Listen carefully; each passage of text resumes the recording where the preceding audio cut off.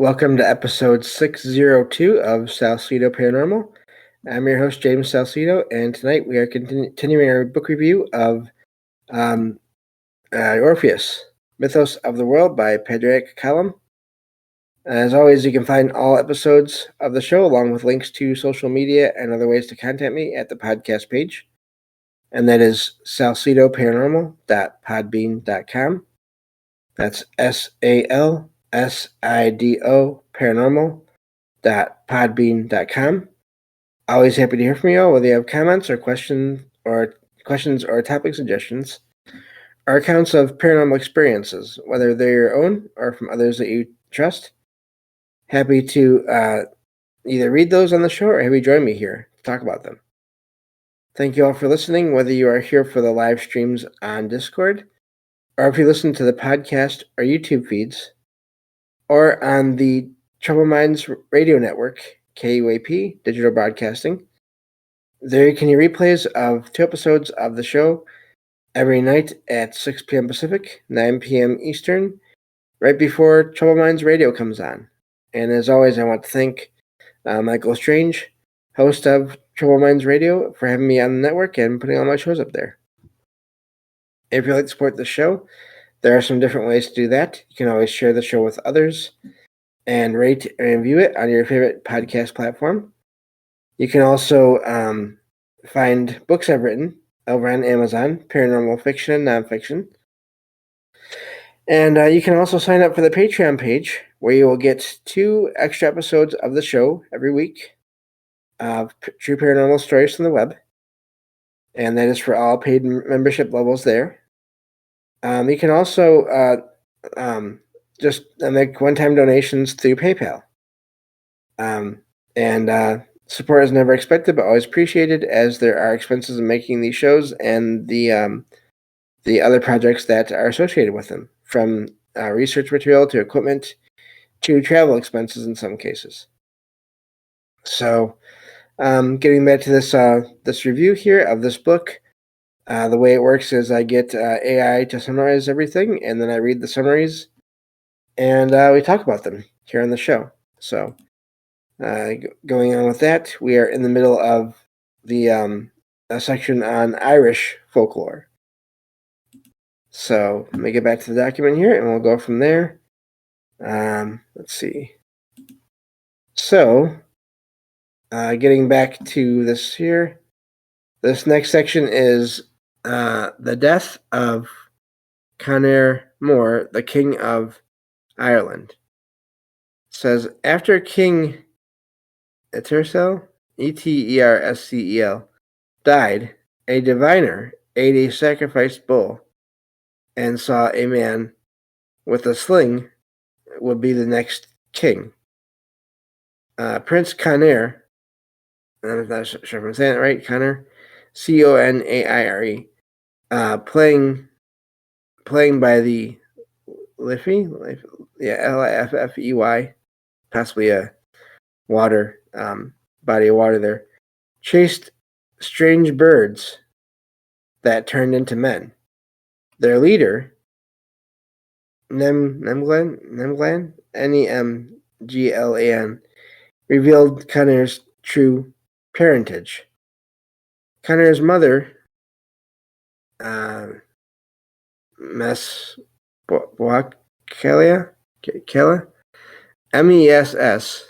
which is the first word in here anyway, and then Buachalla, was raised by cowherds, but conceived him with a Danann lord. Eterscel married her, thinking Conaire his own son. The Danann folk both loved and hated Conaire's mortal ancestors, who had destroyed their dwellings.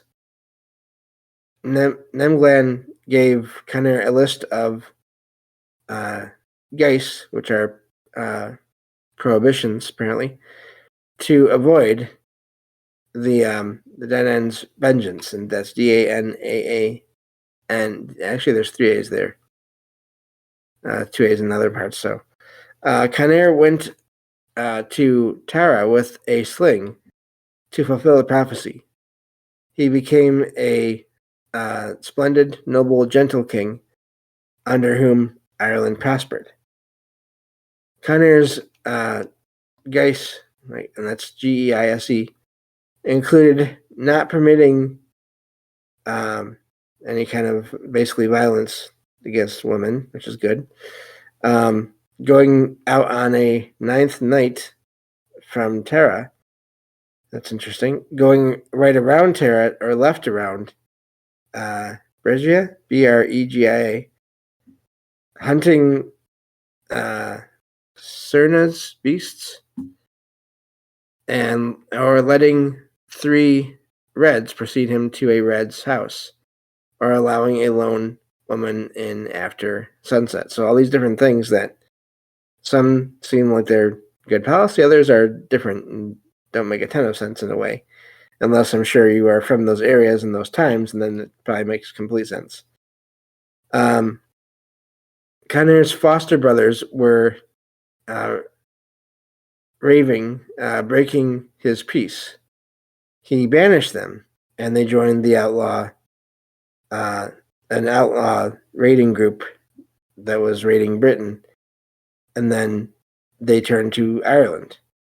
Conair accidentally broke more of these prohibitions by settling a thrall dispute. I'm believing these are other entities in the on the ninth night, and seeing 3 red riders singing ominous chants precede him to a home, a place to stay. And let's see here. It says at the hostel, which is like a hotel, a house basically, where Ulster's Prince Gormac, the warrior Conall, and Conair's champion Maquette, I'm not sure. Conair's foster brothers' head was brought in, so basically they were eliminated.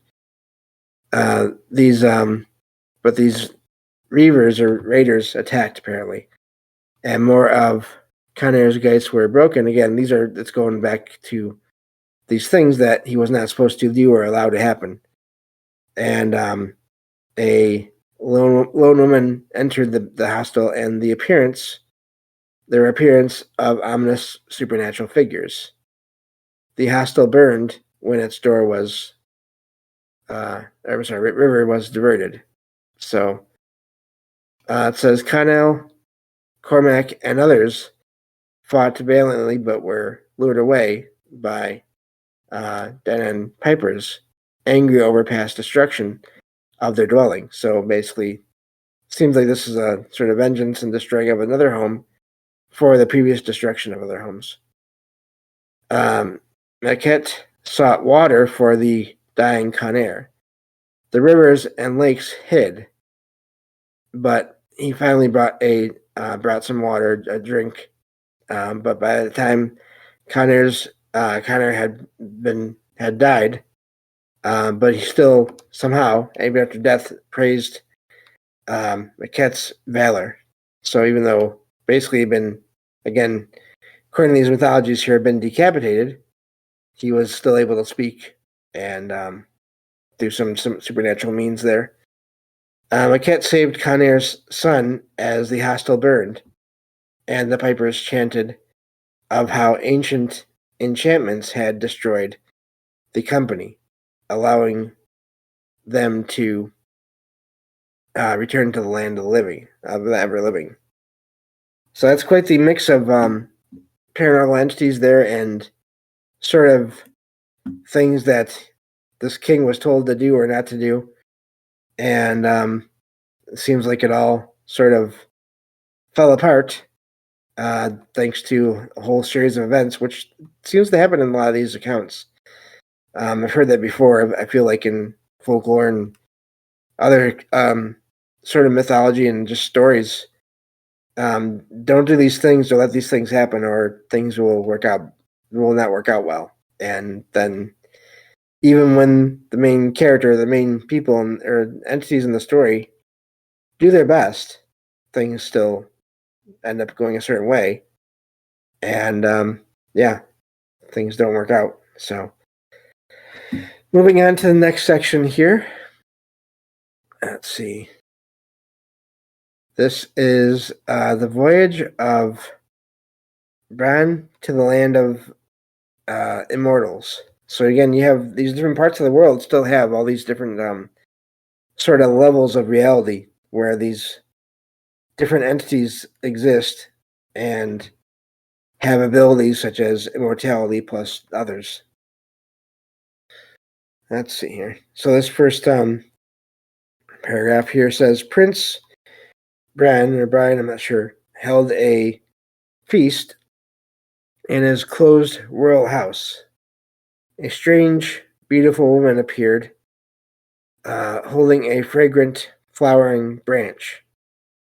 She sang of a wondrous, distant isle, basically island, Emne, E-M-N-E, of eternal youth, delight, and marvels, urging Bran to heed her message and voyage there.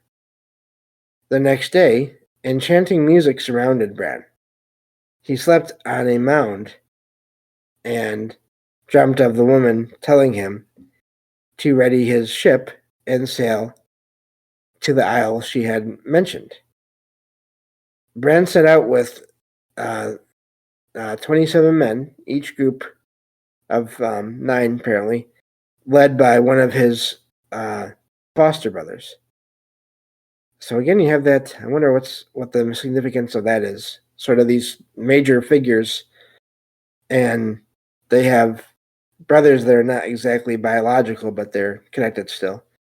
Anyway, after 2 days, they saw a splendid chariot driven across the sea by Mananan Macler, Manannan Macler, god of the sea.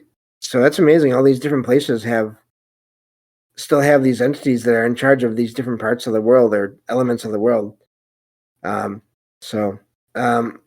said he sought a queen to bear him a shape-shifting son named Mangan. He bade Bran sail to the immortal isles. They reached a fragrant island with the woman who had visited Bran.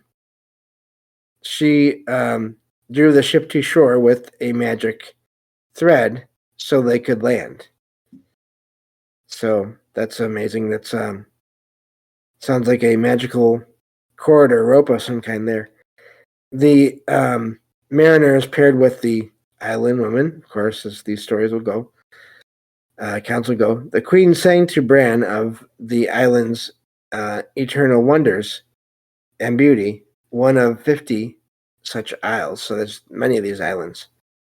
After a time, one foster brother wished to see Ireland again.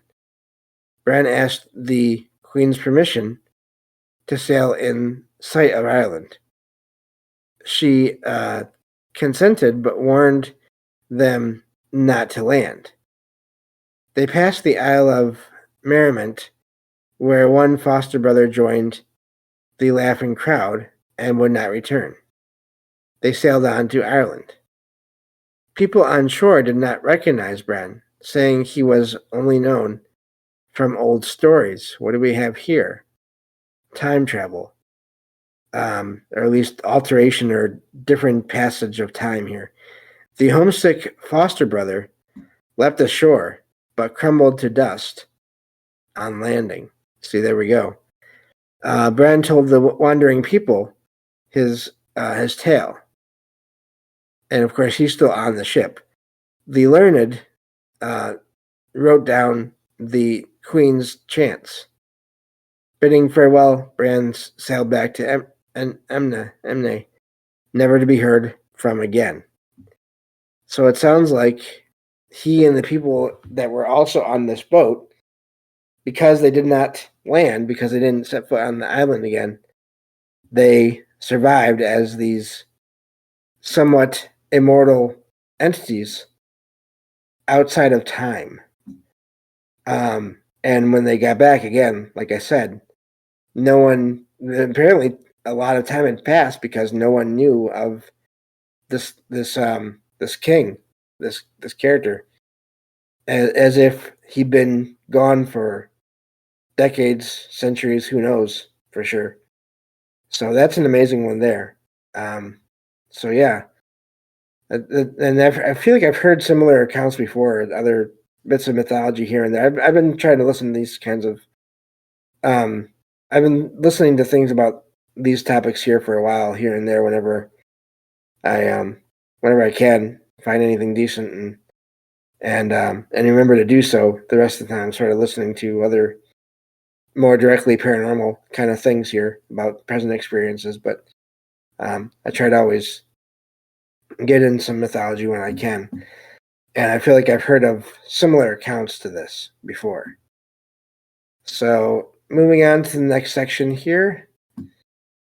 And this is going on to Welsh mythology. Now this is going to be, again, I always apologize, and I forgot to last episode in this one. Apologize for all the mispronunciations of things here. This is going to probably be 10 times worse because some of these words and names in here have like one vowel and the rest are consonants. But I will do what I can and go from there. This section here is called Pwyll. It's Pwyll, Prince of Dyfed, Dyfed, and his visit to Enwyn, the realm of fairy. And again, this is going back to the good folk, the little folk, all these entities that are common there in that part of the world, but also, like I've said, and I may have to do a whole show on this, all the different versions of these sort of these figures that have different names and different features all around the world, but they're still there. So this prince went hunting in Glen Cuch. I'm not sure how to say that. Kutch, not sure, and got separated from his companions. He heard strange hounds and saw them take down a stag. Pwyll admired the hound's shining white hair and red ears. He drove them off and set his own hounds on the stag. A gray-clad horseman approached and chastised Pwyll for his discourteous behavior in driving off the hounds that had caught the stag. The horseman revealed he was Aran, Arawn, king of Enwyn, the other world. So not quite afterlife, but some other level of reality of the world there, who was at war with Hevgen, Hevgan, another king of this other world. So apparently in this other world, there are multiple regions and kings, I'm guessing. Aran proposed that Pwyll go to Enwyn in Aran's place and form to overthrow Hevgan, Hevgan. Aran would take Pwyll's place and Dyfed for a year and a day. Pwyll agreed, and Aran said at the end of the year, Pwyll should meet Hevgan in single combat at a ford and slay him. So basically a crossing, I'm guessing, river crossing. But I'm not sure. And slay him with one blow, refusing to strike again. After a year, Pwyll met Hevgan at the ford and struck him down. Hevgan begged for another blow to finish him off, but Pwyll refused. Hevgan's nobles submitted to Pwyll as Aran. Pwyll met the real Aran, and they returned to their true forms. and kingdoms. Quill's nobles said his rule had been better than ever that year. That's interesting. Quill told them the truth and thanked Iran. Their friendship grew, and they exchanged gifts. Quill became known as Quill, head of Anwen. So that's quite the encounter there. So here you have another entity that is giving a regular person this ability to, or this different appearance, which I don't think I've heard too many accounts of that. Usually it's these other entities, these other beings that have the ability. It's normally not, they don't normally, I don't think anyway, usually give the ability or use that ability on other people so much to in these kinds of accounts here. Let's see if I have time for one more. Let's see one more section here. So this looks like this next one is a larger section. It has like a chapter and has multiple sections, at least 2 long ones. So, yeah, I don't know if we have time for that. So I think we'll stop there for that. Hopefully everyone is enjoying these mythology shows. Again, thank you all for being patient as I took a little break there. And yeah, some of these accounts here, to me, they kind of, all the names and everything, like in the last episode, I sort of lost track of everything, of what I was trying to read there, or what I was trying to, I kind of got confused. But in general, I mean, here, this episode alone, you have time travel, you have these other entities, again, doesn't say that they're deities or gods, they're just other beings that live in another version or level of reality, whatever you want to call that. And yeah, I may need to do a show on that whole aspect of the paranormal, because there are so many sightings all around the world of these figures, and some are positive, some are negative, some are neutral, and they all have different names. But and this goes back obviously into ancient times, into mythology, but there's still reports today of people encountering these good folk or little folk or all these different names, fae, fairy, gnomes, elves, all these different entities that people still have encounters with today. And if you just look around on different podcasts and online, different forums, you can find accounts of experiences with all these different entities. And that's why I'm doing this whole series on mythology, because, you know, if you look into current reports of anomalous experiences, some of it seems like it does sort of mimic or is inspired by or is connected to these stories and accounts of, some say they're mythology, others say that they're based on events and experiences people had in the past. And I do think there's a connection there. So that's sort of why I've been doing this whole series on this, and we'll be coming back to this too. I mean, I'll find other books I can read about mythology, and we'll find more of these accounts and keep on going with this topic here and there, because I think it's important. So thank you all for listening, and I will talk to you all in the next episode of Salsidoparanormal. Take care.